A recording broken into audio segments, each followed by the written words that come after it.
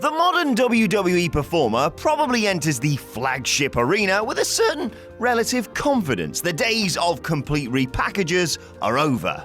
For now. You're probably going to be the same person you were in NXT. Well, only without a long-term character arc or the creative freedom to do more than endure interminable chin locks or a fandom given a reason to give a crap about you or the opportunity to actually get over on a major show presented in front of an awake and alert audience. But the worst thing that can happen to you is a simple name change. Yes, you might lose your first name. You might become a meme. People might never take you seriously ever again. Still, at least Vince McMahon probably won't turn you into a chicken man. Probably. I'm Adam Wilborn from WhatCulture, and these are 10 wrestlers who visibly hated their own gimmicks. Number 10, the Red Rooster. I just plain didn't get it, remarked the Red Rooster in a shoot interview years later. Whether dumbfounded or pissed off or both, Terry Taylor's appearances as the Red Rooster were notable for his sheer, wide-eyed discomfort. The gimmick, to the uninitiated, you lucky bastards, an anthropomorphic rooster with a red mohawk and a predilection to call throughout tragically optimistic promos aimed at his rooster boosters. It was conceived as a surgical removal of Taylor's apparent skyscraper ego. In execution, it was as successful as WrestleMania 3. Number 9, the Un-Americans. Just look at Christian's face in this promo picture. Lance Storm always looked like that, granted, but really look at Christian. You can almost see his nostrils flare. This was a performer who had revolutionized WWE's stipulation overload era and possessed the charisma to set him apart as a compelling mid-card heel. And here he was, packaged as something promoters would palm off on goobers like this chump. According to Bruce Pritchard, the gimmick was short-lived because the Canadian trio didn't give a shit. Christian's promos supported this take. His eyes shifted as he bemoaned the average American's ability to name Britney Spears songs over the Bill of Rights, but perhaps he was simply as bored with the derivative material as they were. Boo! Foreign! Boo! Number 8, the Goodfather. It's such a shame what happened to The Godfather. With that character, the man behind it had finally gotten over after years and years and years of ill-fitting gimmicks. The Godfather, a fun-loving showman with carriages of catchphrases and a train of hoes, was the perfect compromise. But the problem is that it compromised the WWF's public floating, and it was nixed under the new world of sponsor pressure. We can't do things like that. Right, now that's sorted, let's get Trish to bark like a dog. In an enterprising character shift, complete with trademark pun of bloody course, the Godfather became the Goodfather, a man intent on atoning for his wicked ways under the clever umbrella of the Right to Censor faction. Goodfather aimed for no nonsense, but it just resonated as joyless, which was sort of the point, but he could barely bring himself to act outwardly outraged at the moral morass around him. He just looked really sad. Oh. Number 7, Saba Simba. Does Vince McMahon not know? He must be that oblivious, right? He can't possibly have balls that big. Balls big enough to call up Tony Atlas and say, "Hey Tony, I want to set race relations back a few decades, and you're just the guy I have in mind." Perhaps Vince McMahon was simply an innocent all along, a man who received the racist depictions of minorities in the overarching culture with wonder as opposed to malice. Like the old guy in Trading Places who says, "They're very musical people, aren't they?" They're also, to Vince, very savage people, hence the introduction of Saba Simba, barefoot tribal African warrior. Atlas hated the gimmick. According to the man himself, J.J. Dillon conceived of the gimmick having recently visited Africa, which, for God's sake, is absolutely insane. Where did he go? Number 6, the Stalker. No, not Diamond Dallas Page, he got off lucky, but Barry Windham, a burly, credible JCP superworker boasting an awesome brand of physical charisma. But sod that, he's in the WWF now, so let's repackage him. This now hapless bastard emanated from the funniest wrestling locale ever. He was a game hunter, you see. He stalked not the woods nor the forest, but the environment.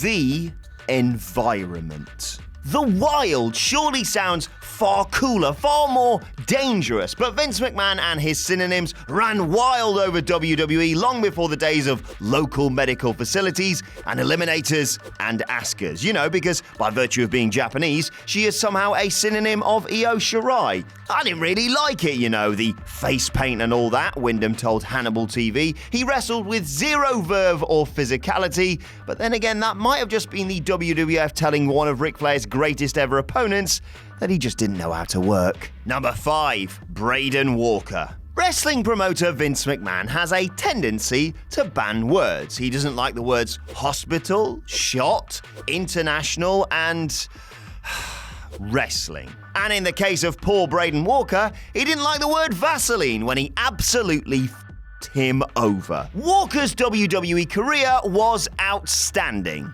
Unremarkable. So much so that he is now the byword for it. WWE could have not cared less about him. It was a black comedy pièce de résistance, Walker's career. A very entertaining personality as a part of America's Most Wanted, he debuted in WWE as a guy.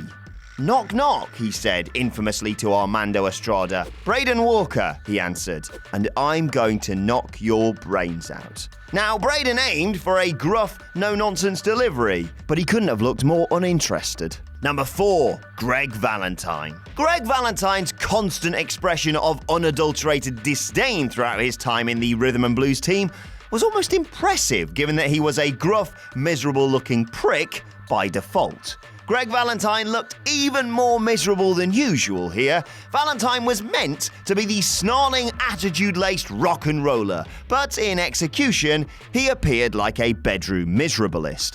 HONKA HONKA HONKY Love was Rhythm and Blues' purported hit, but Valentine was playing Heaven Knows I'm Miserable Now. If Honky was rhythm, Valentine was certainly the blues. Number 3, Dean Douglas. It wasn't 2 weeks into my run, and I thought, I've made a f***ing mistake, Douglas told Hannibal TV. This ostensible rib was next level in its creative cruelty. We can't even be bothered to teach this guy a lesson, so have the poor prick teach it to himself. Shane Douglas was a rebellious, influential vanguard of the new school in ECW. And to underscore the extent to which WWE so often gets it wrong with guys imported from elsewhere, he became the establishment of an Ivy League university.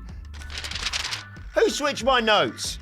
Oh wait, that's real. It was all so consummately backwards, and it doesn't require a posthumous shoot interview to learn that Dean hated his lot in the WWF. Cutting a promo aimed at Diesel, there's a great tell towards the end. He described himself as perhaps the next WWF champion. Immediately following which, he appeared vacant for a 2-second moment that lasts for a lifetime. It's as if he knew how ludicrous a notion that was and how little conviction there was in the verbiage. Perhaps. Yeah, probably not. Number 2, Stardust. Cody maintains on Twitter that he was grateful for the Stardust experience. It was a professional low, he wrote recently, but still fairly successful. Fairly successful is right. Incredibly, he was a regular fixture on Raw, competed in a superb Intercontinental title ladder war at WrestleMania 31 and captured doubles gold alongside Goldust. Ignoring that Nicholas, not that one, did that too and it thus means nothing, and because Cody is just a top bloke, he wasn't quite talking bollocks. Cody as Stardust tried really, really hard to make something of this. The determination to make it work only exposed how much he evidently couldn't. It was a thankless task he perfected on one occasion. In a WWE.com exclusive, an animated and infurious Stardust threatened to cut the fat out of WWE with a subtext of searing rage. He was also vividly enraged about WWE's glass ceiling and how woefully unequipped his disastrous act was to break it. Number 1. Lord Tensai. Never the most expressive of performers, Prince Albert or A-Train or Train or Sweet Tea nonetheless could pull off an adequate mean mug in his capacity as a big, hard bastard. He was a pretty good big hard bastard in Japan too, having performed as a big hard bastard without a creative department lumbering him with crappy gimmicks, and without an obnoxious fanbase telling the poor prick to shave his back, thereby ruining any mystique he may have built. When he returned to WWE under the Lord Tensai gimmick, he looked like a big soft If you thought they looked like Vikings, so let's call them the Viking experience was peak Vince, my audience are idiots McMahon, you may not have lived through 2012. So, the former Albert excelled in Japan, right? You could say he conquered it. And so, they dressed him up like a Japanese emperor or some bollocks. Caucasian Matt Bloom was the most historical Japanese guy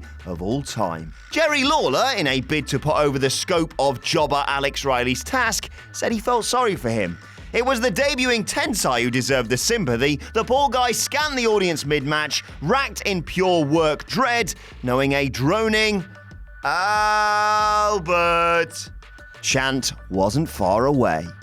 And that's our list. Did we miss any out? Let us know in the comment section below, and don't forget to like, share, and subscribe. And check out some more of our recent videos here. And check out our wrestling podcast by searching for WhatCulture Wrestling on either iTunes or Spotify. Thanks for watching. I've been Adam from WhatCulture, and I'll see you soon.